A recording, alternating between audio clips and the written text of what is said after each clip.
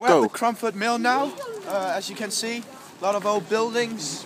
This is where Arkwright would spin the cotton, and he would use the water from two different rivers to power his spinning plants here. This was where it all started, the first mill of Arkwright. First water powered mill. So here you see the water would be collected from the soft in the river. It would be let down here to a big wheel to turn.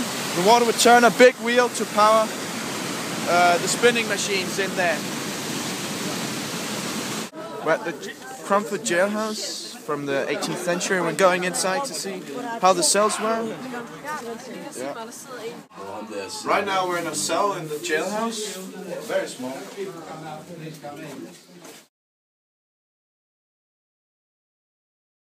Right now we're outside Manchester Grammar School, as you can see, which is a really prestige school to go to, an expensive school and great education. And the school is situated in the outskirts of Manchester, and we can see there's a big difference in the houses around here.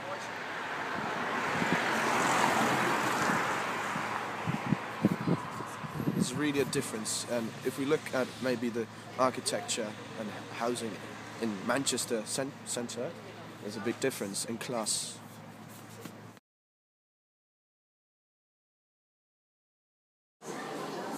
During the industrialization of Manchester, many scientific discoveries were made, like John Dalton founding modern chemistry. You have Rutherford discovering that energy, that heat is also energy, and many other things were discovered which just hurried the industrialization of Manchester. These are displayed on this wall.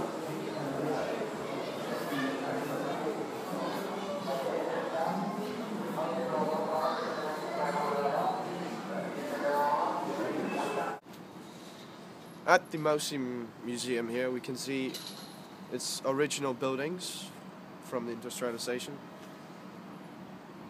Old warehouses.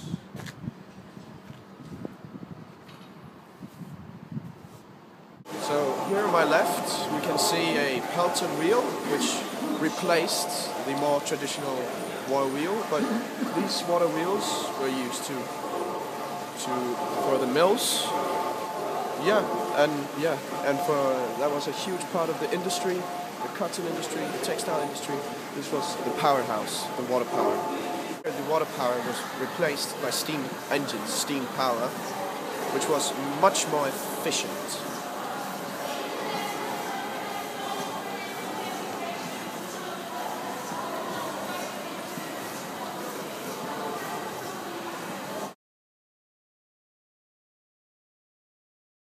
So I've already oiled it up. Used two types of oil, a steam oil which is like a thick treacly type of oil, then a thinner one which is for all the small parts. This doesn't have that many oiling points on it. The larger engine behind you with the wooden flywheel has about 120 oiling points on there, so it takes you quite a while to set that one up. This one's nice and easy. So we've already warmed it up for some time now. You have to make sure the engine's nice and hot, because as steam goes through all the pipes will be cold first thing in the morning, and of course, like central heating system at home, if that hot steam hits a cold pipe on a bend, it can easily crack it. So we have to be very slow and steady with these engines. So I'll put this on now for you. So main valve's open. Just put all the oil in the water.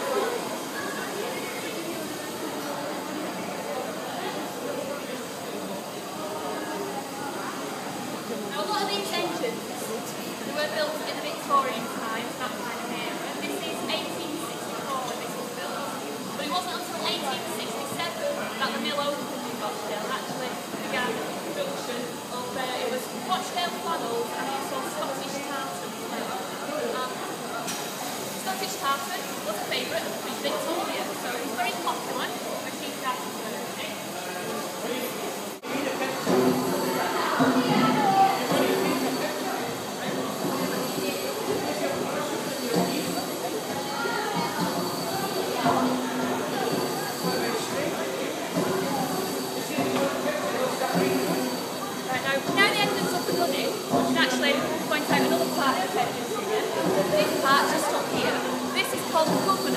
Basically, it's a system that helps to regulate the speed of an engine. So if it's going too quickly and the engineer's not paying attention or can't get to the engine in time, you would be able to rely on that governor to just lift up those